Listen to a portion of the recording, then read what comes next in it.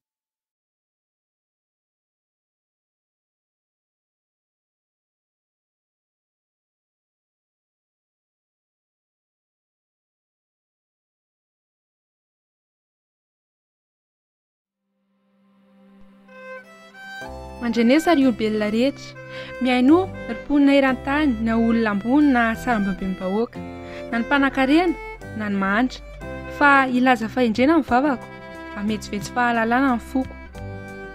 Inona moa no atahorako amin'ny andro fahoriana raha manodidina any ny mpisompatra mandoza izay mitoky amin'ny hareny miavosa sy mirehare amin'ny fahananam-beny. Tsy misy olona mahavitra ny hafa-tsy akory na mahaloto tambo azy amin'Andriamanitra satria lafo loatra ny havitraina, tsy ho voaloana oviana na oviana mba havelomana mandrakizay sy tsy ahitana amin'ny fasana.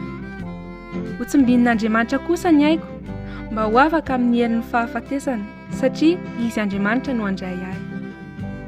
Izaho kosa miantso an'Andriamanitra ka izy tompo mihitsy no hamonjy ahy.